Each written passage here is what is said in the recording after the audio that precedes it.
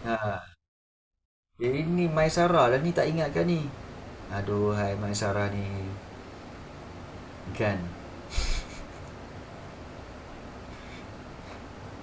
Tiba-tiba Maisara kena. Tak, tak, tak, tak, tak. Aku kau. Ha.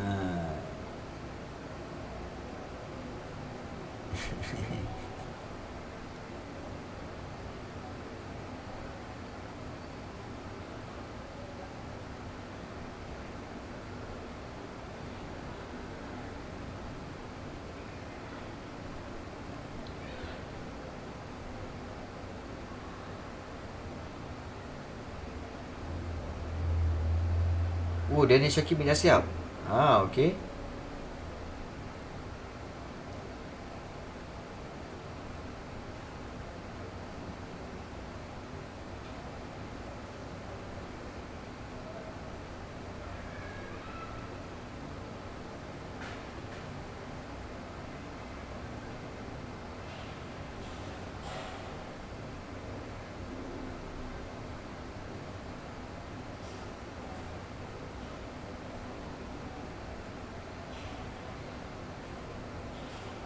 Oh, tolong. Tak dengar. Kenapa dah? Dengar ke jaga? Ah? Jaga, Ya. Yeah. sebelah kebangkitan rakyat tempatan dalam dahagi India 1857 tu, Okey. apa maksud pemberontakan yang telah dilancarkan oleh Sepoi? Boleh cerita ya? Okey, baik. Maksudnya di sini iaitu dahagi India. Apa maksud dahagi India? Dahagi India tu ialah pemberontakan. Okey. Pemberontakan yang telah dilancarkan oleh Sepoi. Sepoi itu ialah askar upahan British berbangsa India. Jadi, yang dikatakan dahagi India itu ialah pemberontakan tersebut. Jadi, okey, kita kata nasionalisme ini bermula dengan kebangkitan rakyat tempatan dalam dahagi India. Dan dahagi India tu ialah apa? Pemberontakan yang telah dilancarkan oleh Sepoi. Itu maksudnya. Okey. So kalau tak faham boleh bertanya ya. Siapa-siapa yang menulis kemudian aku tak faham lah yang ini. Tak faham tanya. Tak faham tanya. Jangan kau keliru pula. Biar keliru, keliru sekarang. Tanya sekarang, bagi clear. Jangan tunggu-tunggu. Okey, bagus. Kongres ni macam tempat kan, cikgu? Bukan, bukan, bukan, bukan, bukan. Kongres ni sebenarnya adalah perhimpunan. Perhimpunan kebangsaan India dan juga dia boleh kita kata sebagai satu pertubuhan. Kongres Kebangsaan India, okey, dan juga Liga Muslim, kedua-dua ni sebenarnya adalah parti-parti politik. Macam UMNO, MCA, MIC lah kat Malaysia ni. INC tu parti politik, Liga Muslim tu parti politik juga. Tapi kedua-dua parti politik ini bergabung, okey, dan mereka menyuarakan pandangan tentang tentang nasionalisme di India. Itu sebenarnya.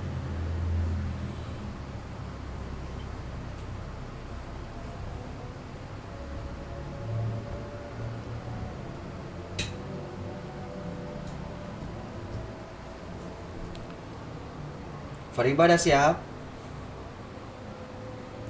Apa itu Liga Muslim? Liga Muslim juga adalah political party. It's a party, parti politik. Juga parti politik. Ah, okey, baik. Sepoi itu ialah askar upahan. Sepoi itu ialah askar upahan. Kalau untuk pengetahuan kamu, okey, British, tentera-tentera British bukan semuanya datang daripada Britain ataupun daripada England, tak. Almost hampir kita kata half daripada tentera British sebenarnya diambil daripada orang-orang dari tanah jajahannya. Contoh, British pernah menjajah India. Jadi tentera-tentera yang British yang dekat situ pun juga adalah tentera-tentera berbangsa India. So tentera-tentera berbangsa India ni ataupun askar-askar upahan British berbangsa India inilah dipanggil sepoy. Itu dipanggil sepoy. Sepoy itu ialah askar upahan British berbangsa India. Okey. Pasal apa ada Muslim sebelah Liga tu, cikgu? Baik. Liga Muslim ni ialah parti politik yang dianggotai oleh orang-orang Muslim India. Muslim India. Ingat negara India bukan semata-mata ada orang India yang beragama Hindu. Di India juga ada orang India yang beragama Islam. So, orang India yang beragama Islam itu membentuk satu parti dipanggil Liga Muslim. Orang-orang India yang beragama Hindu, mereka telah menubuhkan INC, Indian National Congress. Nampak perbezaan dia? Okey, baik, bagus. Tak faham tanya tak faham tanya, bagus.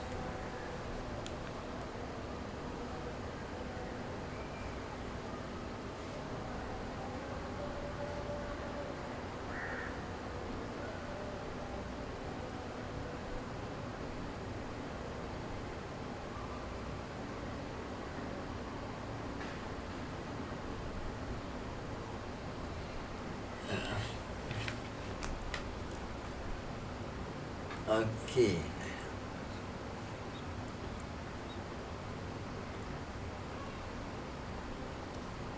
Okey, baik, bagus.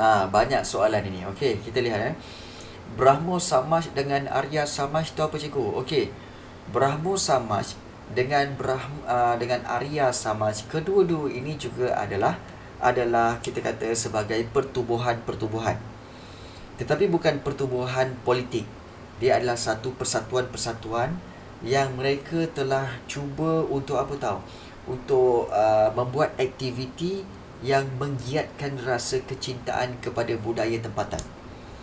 Maknanya, Brahmo Samaj dengan Arya Samaj ni cuba untuk mengingatkan orang tempatan bahawa jangan terpengaruh dengan budaya-budaya British, budaya-budaya Britain yang diterapkan dalam India.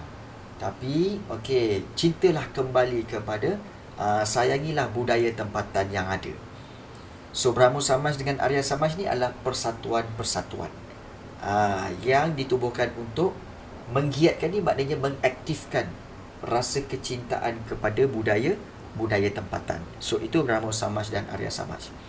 So, ada yang tanya, India ramai Muslim ke Hindu? Okey.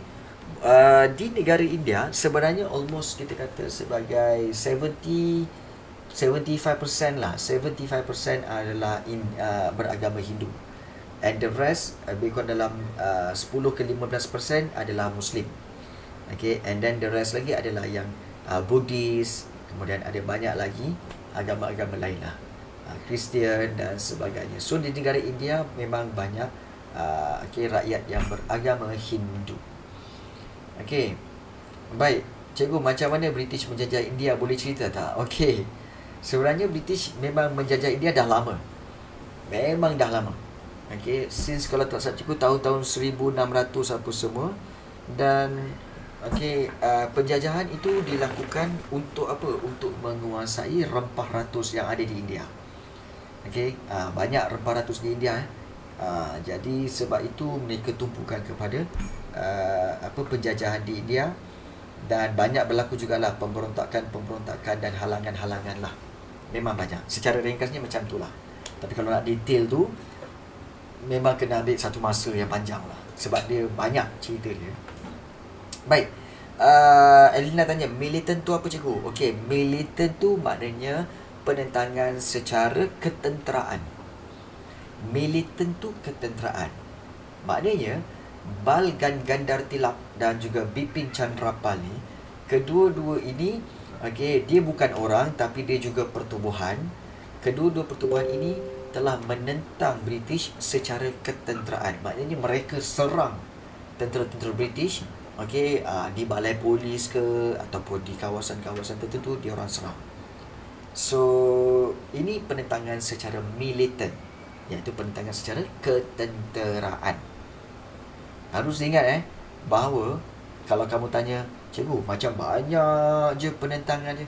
memanglah sebab satu, dia memang berusia beratus tahun. Okey, jadi penentangan tu berusia beratus tahun. Itu yang pertama. Yang kedua, India tu besar. Bukan sebesar tanah Melayu, besar. Sangat besar. Jadi untuk pengetahuan kamu, sekarang ini di negara India, penduduk negara India nombor 2 paling ramai di dunia, mencecah 1 bilion. Okey. Kemudian ada terbagi dua, ada North India, ada South India. So memang besar. Jadi sebab itu banyak perkara berlaku di negara India ni. Okey, baik, dah siap? Okey, baik, bagus. So dah siap. Ini berkaitan dengan Kebangkitan Rakyat Tempatan dalam Dahagi India, Brahmo Samaj, Arya Samaj, kemudian INC, Liga Muslim, Bal Gangadhar Tilak, Bipin Chandrapal. Baik, kita dah habis di India, kita akan tengok seterusnya. Okey, iaitu nasionalisme di mana cikgu? Okey, tak banyak pun hari ni. Nasionalisme seterusnya iaitu di China. China memang sikit je. Okey. China memang sikit saja. Okey, nasionalisme di China ni iaitu penentangan terhadap kelemahan pemerintahan dinasti Manchu, iaitu kerajaan Manchuria. Kenapa? Okey, kenapa dikatakan lemah pemerintahan dinasti Manchu tu? Kerana dianggap orang luar dan mereka telah kehilangan mandat. Maknanya kehilangan kepercayaan. Dan yang kedua, okey, dinasti Manchu ini gagal menghalang kemasukan pengaruh barat. Jadi okey, penentangan ataupun nasionalisme di China ini telah dikuasai oleh Dr. Sun Yat-sen. Okey. So cikgu, betul ke China pun nak invade Taiwan? Well, sebenarnya China sebenarnya tak perlu invade. Okey. Sebab China kalau nak kuasai negara-negara lain sangat mudah sebenarnya. Sangat mudah. Okey. Macam untuk pengetahuan kamu ya. Okey, untuk pengetahuan kamu. Macam Sri Lanka. Okey, Sri Lanka, okey, China telah buat projek dengan Sri Lanka untuk membina pelabuhan dan fasilitis kemudahan-kemudahan di Sri Lanka. So Sri Lanka telah meminjam berbilion-bilion ringgit daripada China, okey, untuk membina pelabuhan dan juga untuk membina kemudahan-kemudahan itu. Namun begitu, okey, apabila Sri Lanka dah siap pembinaan itu, Sri Lanka tak mampu bayar balik hutang dia kepada China. So China kata apa? Bahawa kalau kau tak mampu bayar balik, bermakna pelabuhan itu dan juga kemudahan-kemudahan itu kami ambil. Dan dibuat perjanjian bahawa kami ambil dan itu menjadi hak negara China. So kalau kamu lihat di sini, itulah taktik kerajaan China untuk menjajah negara lain. Ya, betul. Betul. Nampak? Nampak tak? Guna macam tu je. Oh, kau tak boleh bayar hutang? Okey, kalau tak boleh bayar hutang, tak apa. Aku ambil balik. Aku punya pelabuhan dan tu apa semua. So, pelabuhan itu, walaupun di Sri Lanka, pelabuhan itu jadi milik aku. Bayar hutang full macam mana? Bayar hutang full settle lah. Masalahnya, bukan sikit duit. Bilion. Bilion tu apa? Ribu juta. Ribu juta. Jadi itulah kaedah di mana China menggunakan kekuatan keuangan dia untuk menjajah negara lain. Secara tak langsung lah dia menjajah negara lain dengan memberikan hutang, dan kemudian kalau tak mampu bayar, aku ambil tempat aku tu. Aku ambil tempat kau tu. You see? Okey, cikgu, macam mana China boleh expert kat semua benda? Okey, China sebenarnya, diorang ni sebenarnya dah terbiasa hidup susah. Diorang dah biasa hidup susah. Jadi bila dah biasa hidup susah, mereka berusaha begitu gigih untuk menguasai sesuatu perkara. Sebab diorang memang bermula dengan susah. Okay. Baik, itu nanti kita cerita lah. Okay, Dr. Sun Yat-sen mempelopori kebangkitan rakyat dan 3 prinsip rakyat yang diamalkan oleh Dr. Sun Yat-sen, iaitu San Min Chui, iaitu Dr. Sun Yat-sen kata 3 prinsip utama, iaitu nasionalisme, kemudian demokrasi dan juga kebajikan sosial rakyat. Dan dengan itu telah mencetuskan revolusi China 1911 yang telah berjaya menumbangkan pemerintahan dinasti Manchu dan kemunculan Republik pemerintahan Republic of China. So ini kita kata nasionalisme di China. Okay. Baik. Sebelum kita meneruskan, mungkin sekejap okay. Asyik baik, ingat balik.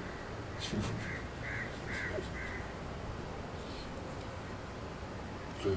Tapi itulah, mak ayah kamu selalu tekankan bahawa belajar pandai-pandai, maknanya belajar, belajar dalam ilmu ni, belajar rajin-rajin dan belajar pandai-pandai. Tapi kalau korang memang dilahirkan untuk tak pandai, macam mana? Okey, cikgu, Empire dengan Khalifah tu mana satu? Tu je tinggal. Okey, Empire Uthmaniyah, dia mengeluarkan fatwa menyeru umat Islam yang ditindas penjajah barat bangkit berjuang. So kamu boleh matchkan Empire Uthmaniyah dengan mengeluarkan fatwa. Tapi kalau Khalifah Abdul Hamid yang kedua itu, dia match dengan menggerakkan idea pan-Islamism ini dan mendapat sokongan umat Islam di seluruh dunia. So itu. Okay.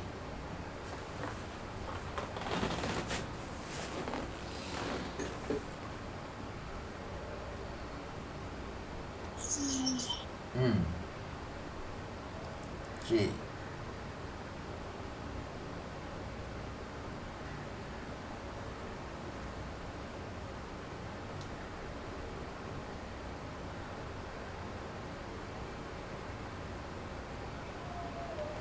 Ya, pada zaman dia memang maju. Pada zaman dia memang maju.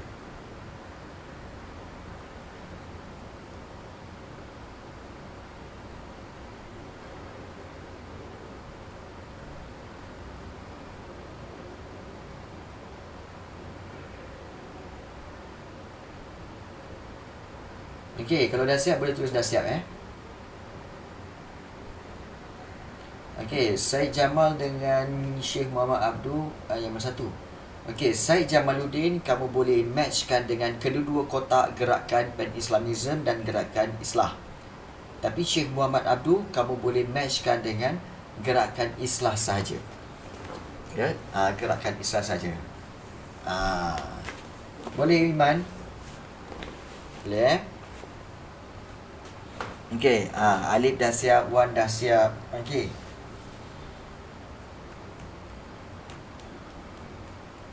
Okey, Sinten. Okey, bagus.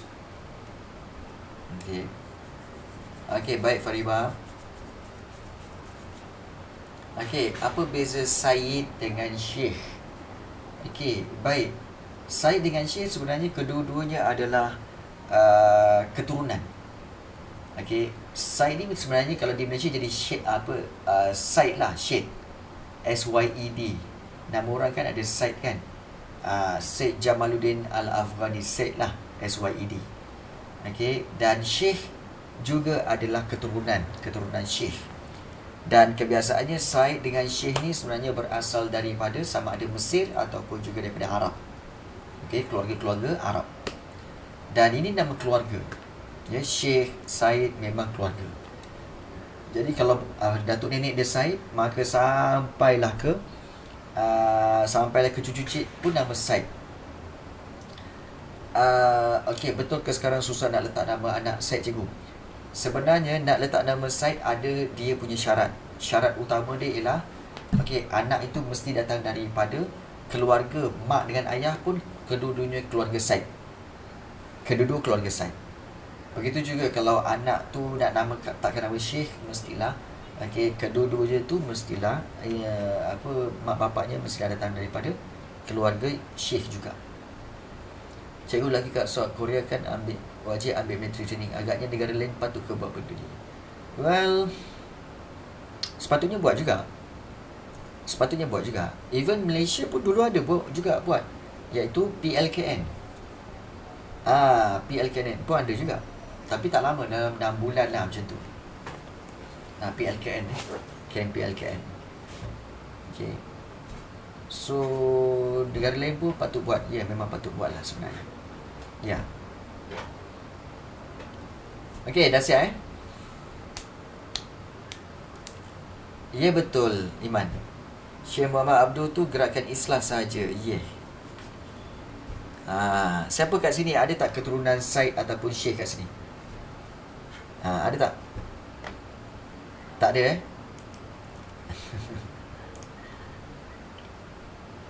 Okay, tak ada. Sebab sebenarnya keturunan Said dengan Syekh ni Said Nabil Syarafanan.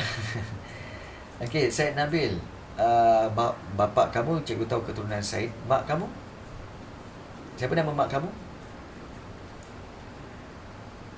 Said Nabil.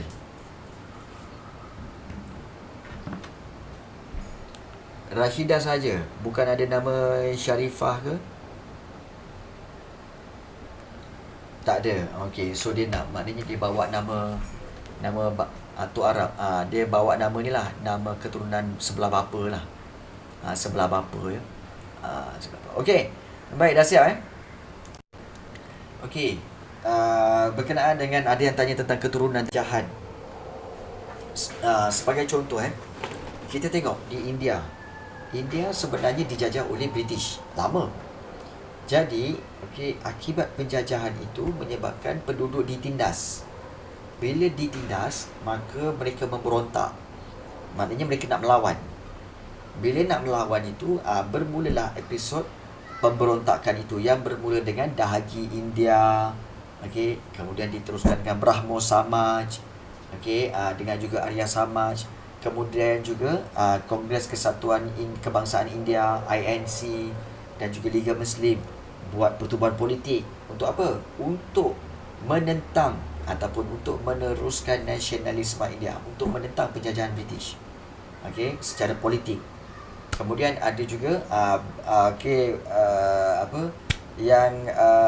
Bhai Gangidhar Pal. Dan itu semua adalah secara militan, iaitu secara ketenteraan, menentang juga British. Kemudian INC menjalankan satu penentangan, iaitu tidak bekerjasama dengan British, dan mereka telah menentang British itu, iaitu melalui Mahatma Gandhi. So Mahatma Gandhi telah menggunakan satyagraha untuk menentang nasional ataupun menentang penjajahan British di India, dan akhirnya British telah memberikan kebenaran untuk merdeka kepada India. So oleh sebab itu mereka, kedua-dua parti ini telah berbincang untuk membahagikan India kepada dua, iaitu kawasan Muslim dan juga kawasan Hindu.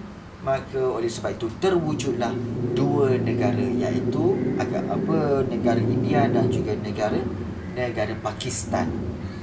Sebab itu wujudlah dua orang pemimpin itu, iaitu untuk Pakistan iaitu Jawaharlal, Pakistan iaitu siapa nama ni?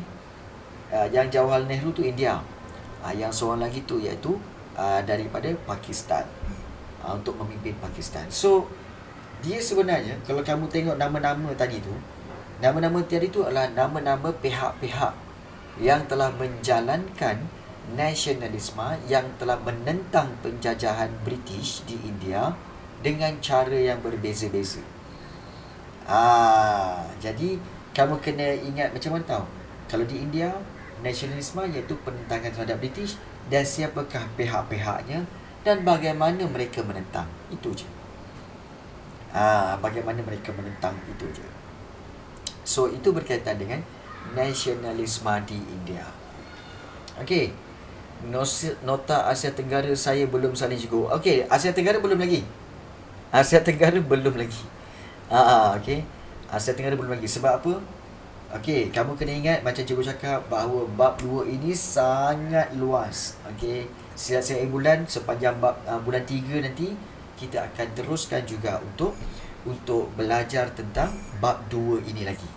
So memang luas. So kita akan Jepun pun belum lagi kat cikgu. Betul, Jepun pun belum lagi. So kita bagi cikgu kamu kena ingat satu je. Selagi kamu belum masuk sekolah untuk mulakan form 4, don't worry. At least kamu dah mulakan belajar sejarah, dah masuk bab 2. Di kelas ini. So tak apa, kita go slow pun tak apa. Sebab di sekolah belum mula. Dan kalau kamu bandingkan diri kamu dengan rakan-rakan kamu di sekolah, kamu telah mula lebih awal. Kawan-kawan kamu belum mula lagi. Nampak tak? Jadi take note benda ni, bahawa sebenarnya tak perlu rushing. Kita relax, maintain. Ya. Baik. Slow, yes. Cikgu apa perlu dibuat kalau dah ada simptom? Kalau dah ada simptom, sila report kepada MySejahtera untuk report simptom-simptom itu. Okay. Dan juga sila buat, kalau ada simptom, sila buat RTK test. Sama ada gunakan saliva tu ataupun juga gunakan yang nasal tu. Sila buat test. Cikgu kuarantin berapa hari? Cikgu kena kuarantin dalam tempoh 7 hari. Hari Isnin ni baru tamat. So RTK pun boleh, swab test pun boleh. Swab test yang tu, yang ambil bahagian nasal tu, cikgu pun buat juga sendiri bahagian nasal tu. Cikgu buat sendiri tak sakit. Kalau pergi kat orang memang sakit. Cikgu buat sendiri. Kan. Itu je. Dah macam duduk je. Besok habis Ya kawan. Okay, kuarantin ni macam duduk dalam penjara, duduk diam. Okay.